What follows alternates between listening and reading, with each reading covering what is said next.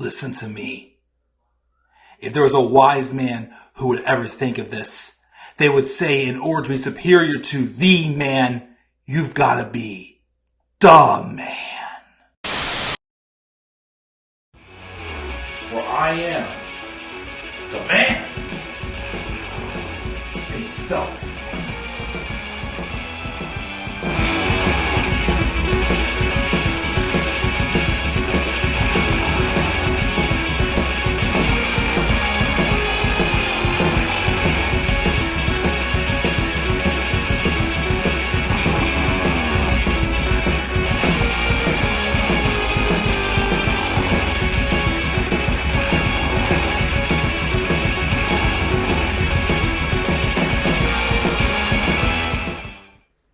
Alright guys, how y'all doing tonight? This is the Club of the Man 1993, and for I am the man himself. Because in order to be superior to the man, you've got to be the man. How you guys all doing? This is a pre-recorded video. Not at the time of the night I wanted to do this, but I was busy. I didn't get to make these graphics until today after work.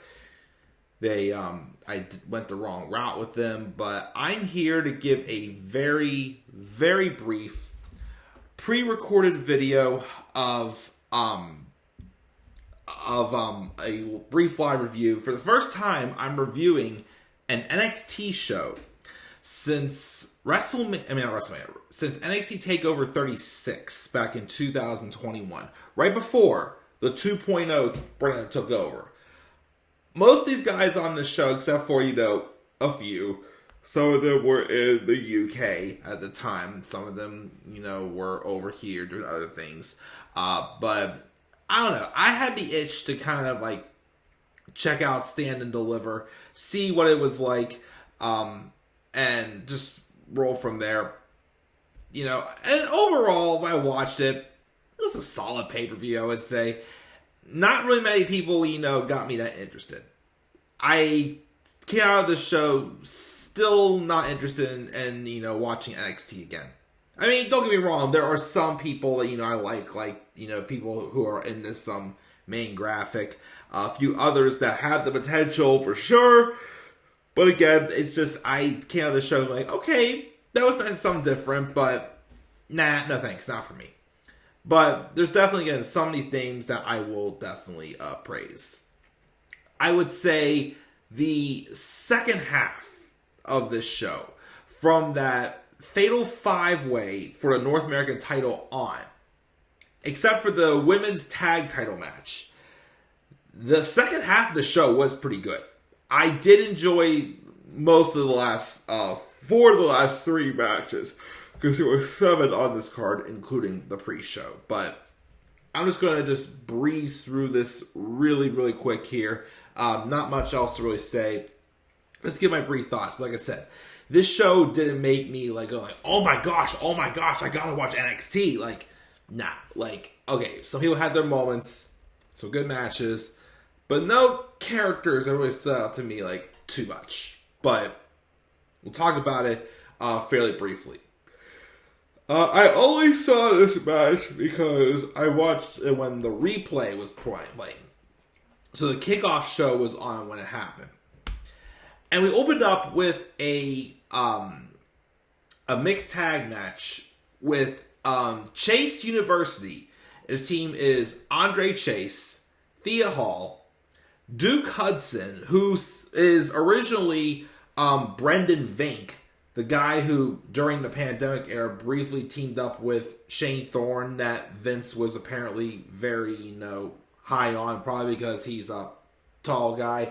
I think he's kind of like that Bizarro character, the one who I don't think is really a face, but he's working with a face team. And then, of course, Tyler Bates, the big strong boy, as he's called as well. He joined Chase U. Seems like a fun little group. A group that I could probably get behind on the main roster if they ever got there someday. I don't know. I don't know if Tyler Bate is officially a part of it, or if this is just a tease for a feud with him and Joe Gacy, as they took on Joe Gacy's stable called Schism. or Schism. I can't remember what it's called, but it's Joe Gacy, Ava Raine, who is Simone Johnson's daughter, Simone Johnson, who is The Rock's daughter, and the formerly known grizzled young veterans, Liverpool's #1, Zach Gibson and James Drake. I'm sorry, they are now called Rip Fowler, which is Zach Gibson, and Jagger Reed, which is James Drake. I absolutely despise that they're like in this super. Again, I don't know much about Joe Gacy. I mean, his stable just seems odd to me. Like Chase U seems like, like a fun little thing I can get behind. Joe Gacy's stable, it's some very out of place supernatural thing, some horror thing. Like, I know originally, I think he had Harland in the stable, who is now Parker Bordeaux in AEW. I don't know if that was a different direction for it, but now you've got a formerly known as grizzled young veterans who, this just feels very out of place for them. And even so, also, Zach Gibson originally was a single star because he won the second UK tournament, but he lost his title opportunity to Pete Dunne when he got his opportunity on NXT UK. And then him and James Drake, or now Jagger Reed as they call him, became the first ever NXT UK Tag Team Champions. And they were an old school team. I would say somewhat similar to what FTR is. And this gimmick just seems very, very out of place for them. I'm not really the biggest fan of it. And actually today, it was announced that apparently they requested their releases. If that's the case, I don't blame them. Because again, this is just not them at all. This supernatural look thing, it's weird. But Chase U gets the victory. There was a moment in the match where Duke Hudson teased joining Schism. He put on the shirt while staying behind them, and he just ripped it off, and then he turned on them and whatnot, and then I believe Chase U does get the victory on the pre-show. Okay, cool. Again, I think the whole point of this also is to see Simone Johnson have her debut match. She's tall, first off. I didn't realize how tall she was, and she did all right, but definitely a little green in the ring. And then Thea Hall, she's quite energetic, I will say. But of course, probably from an energetic little stable like Chase U, it seems like. But we'll see where it goes from there. Again, I guess Chase U's definitely the interesting stable. Schism, whatever they're called, not digging it. But this is a solid pre-show match. Again, more so to showcase Simone Johnson or Ava Raine. The first match on the main card was this ladder match, which I'll give this match a little more credit. It was good. 6-woman ladder match. It was the current NXT Women's Champion, Roxanne Perez, taking on Gigi Dolan, formerly of Toxic Attraction, Zoe Stark, who is a former NXT Women's Tag Team Champion with Io Shirai, if I can remember, Tiffany Stratton, Indy Hartwell, Mrs. Loomis, or Index, and Lyra Valkyria, formerly known as Aoife Valkyrie in NXT UK, who I definitely was intrigued by her when she was in NXT UK. I do think she can definitely be an awesome women's world champion someday. Whenever they had the women's titles, the NXT UK women's title before it got merged with Mandy Rose, I always thought that, when she was Aoife Valkyrie, I thought she would be the one who would dethrone Mako Satomura. But the story of this match was Roxanne Perez had a match against the final boss herself recently, and she won, but afterwards she passed out, and it was random because it doesn't seem like, at least after, because again, I've already watched Raw, it doesn't seem like they really have any long-term plan for Roxanne Perez to go to the main roster, I guess. I don't know. So I'm not sure, again, she ended up getting the match. The rest of these women had to qualify. We have Gigi Dolan, who's in the midst of feuding with her former Toxic Attraction partner, JC Jane, who returned in this match and cost her the title. Again, I already mentioned how I am intrigued by Lyra Valkyria. Zoe Stark, liked her, but I feel like she's very misplaced as a heel. And then there's Tiffany Stratton, the blonde, who, when I first saw, highlights of Tiffany Stratton, I'm thinking, okay, Vince brought her in because she's definitely the next definition of big-time sex appeal. She's more in there to be more of a diva and not much of a wrestler, but she's a good athlete. She can wrestle a lot better than I thought. And then the surprise, though, the winner of this match was Indy Hartwell.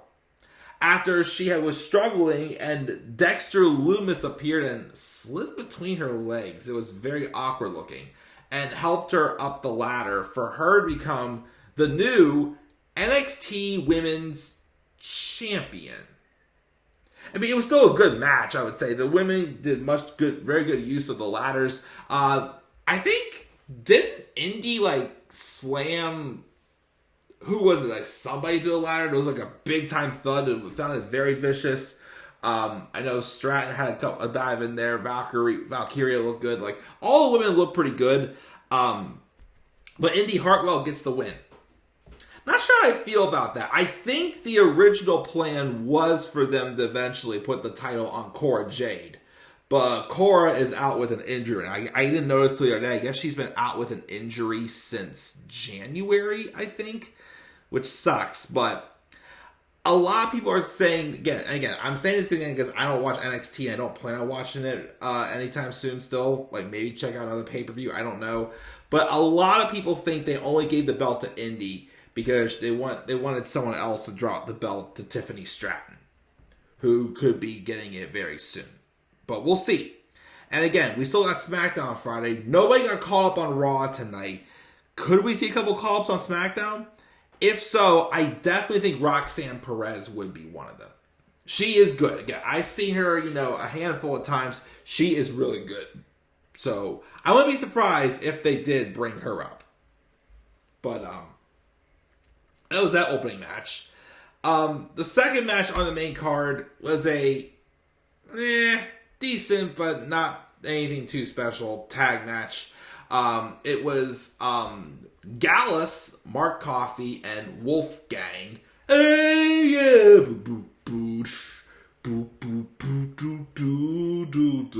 They took on the Creed brothers, Brutus and Julius, who seem energetic, a solid tag team.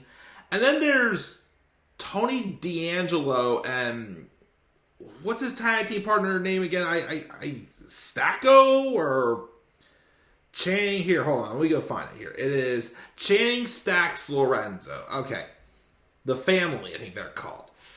They didn't really impress me too much. This match wasn't really all that good. I mean, it was okay, but definitely one of the weaker matches on the card. The only noteworthy thing that really happened that I can remember is Joe Coffey, apparently who's been out for a while, made his return and helped Gallus retain the tag titles. Okay? I like Gallus. I mean, I did like them when they were in NXT UK. My thing, though, was I felt like they should have capitalized on them better than they did. Because they did give Mark Coffey and Wolfgang the tag titles, but Joe Coffey had already, lost a couple of his opportunities. He's the single star in the group. Honestly, if I'm being honest, now that he's back, if they want to put more titles and because again, Gallus never got established. I mean, yes, they're saying it's their kingdom, but they never really quite got established as that. I don't know. I feel like they were meant to be the big heel group. But then when Imperium came along, they kind of pushed them off to the side. So, I don't know. Again, give Coffey and Wolfgang retain the titles. I don't know if since Joe Coffey's back, they'll have him maybe go after the North American title and feud with Wes Lee, maybe? I don't know. But yeah, not the biggest fan of this match. But Gallus retains. One of my two favorite matches for sure of the night, though, is next. And that is this Fatal 5-Way match. And it's for the NXT North American Championship. We've got Wes Lee, the former tag team champion from MSK, who is North American champion. I'm glad to see they're making good use out of him. Again, whenever Nash Carter got released, while MSK was NXT tag champions for a second time, I thought he's done. He's going to be jobber status, but nope. They put the North American title on him, and I hear he's been killing it. And I can tell he has. I still have to see the match, though. I think he had a match with, what is it called? Dijak, I think it was, a couple months ago. And I heard it was a pretty good match. I might have to go check it out. But he took on the debuting Dragon Lee, who recently wrestled in NXT briefly. We've got Ilya Dragunov, the former NXT UK champion, the one who dethroned Walter, or Gunther as he is now. Then we have Jordan Devlin, who's now called J.D. McDonough, not sure why. And then we have the man formerly known as A-Kid, who I also like the NXT UK, but now he is repackaged and called Axiom. And this was a very, very fun match. Everybody thought that Dragon Lee would go in there being the dominating one. Like, Dragon Lee was great, but everyone else, you got, first off, I guess we have a few going on with Ilya Dragunov and J.D. McDonough, again, who's basically still Jordan Devlin, and still the Irish Ace, just a new name, I don't know why. But they had like a little, blood feud going on, and they brought it into this match. And then Axiom, well, A-Kid, looks awesome. Favorite spot of the match, of course, still was that Axiom went for like a moonsault, I think it was. And in mid-air, hanging on upside down, Wes Lee kicks him right in the jaw, mid-air. Like, it was similar to like what Adam Cole and Ricochet did at, was a TakeOver Brooklyn 3, I think it was? 3 or 4, one of the two. But it was badass. So some great high-fly maneuvers, great submission holds. Like, it was a nice, mid-card title match to make the mid-card title feel more relevant.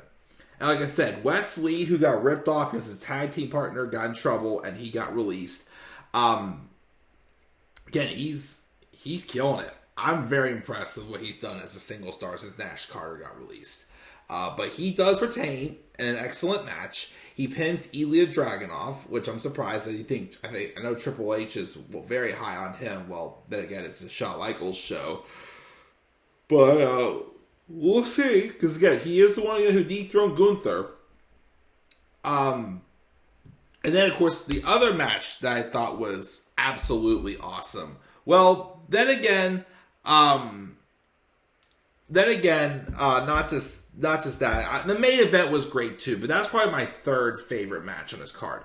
Either that Fatal 5-Way or this unsanctioned match was my favorite match of the show, which was Grayson Waller and Johnny Gargano in an unsanctioned match. Talking about storytelling. Again, I guess Grayson Waller, I don't know. I look at him and I still see, he's just another Vince guy. But he can wrestle.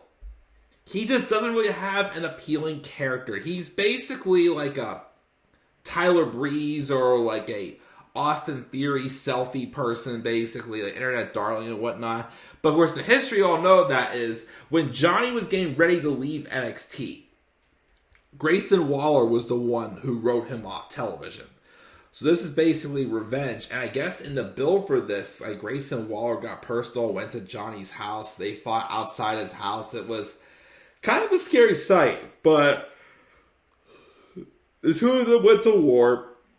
Johnny, of course, didn't even wait for the bell to start. He just started going after Waller as soon as the bell rang. And fought him down. Candice LeRae got involved at some point in a match she had. I'm pretty sure it was somebody they knew held their baby Quill Gargano, or baby wrestling as we call him.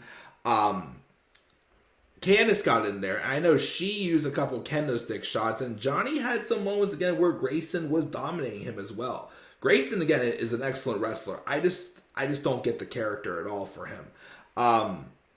But the match, I like the ending, was they had Johnny, who again, like, what Johnny, is an ultimate underdog babyface. But obviously, when you get him all serious and fired up and he's being vicious like he was here to Grayson Waller, it makes him just even more better than he already is. He is just so good. But the match ends where Grayson Waller had a chair around his neck. Johnny takes one chair, hits it into the other that hurt his neck even more. And then the one final beat. Johnny Gargano wins the unsanctioned match. And afterwards, they have like a little, like, The Way reunion. Even though there was no Austin Theory, it was just Johnny, Candice, Indy, and Dexter. Again, Index. But that was what it was. Another match I didn't really care much for is the NXT Women's Tag Title match. It's Fallon Henley and Kiana James versus this team of Isla Dawn and Alba Fire, formerly, of course, Kaylee Ray.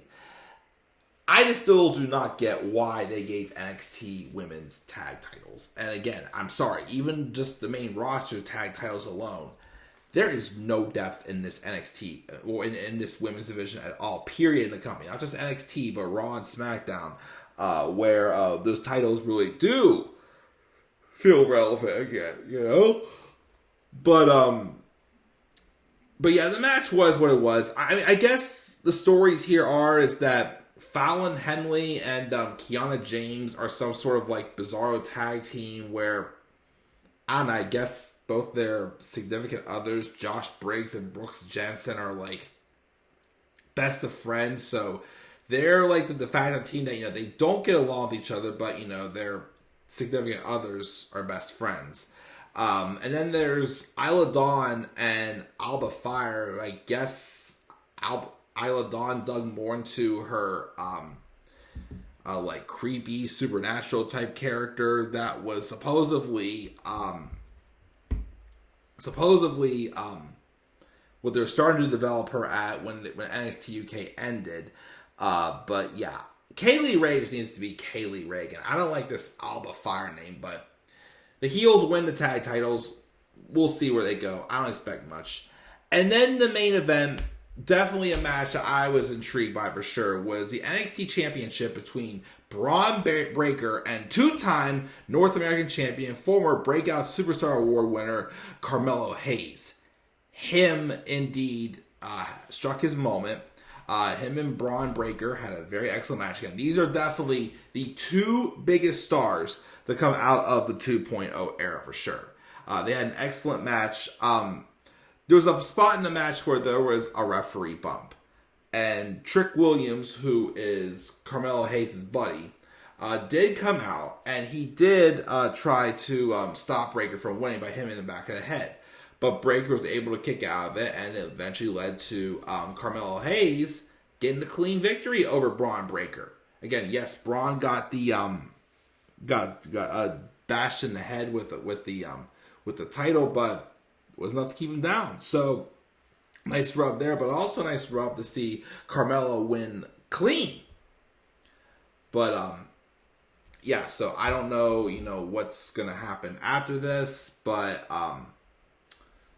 yeah, that was NXT Stand and Deliver. Again, just a very, very brief review of that. Let me add this again, my total scores here. 3.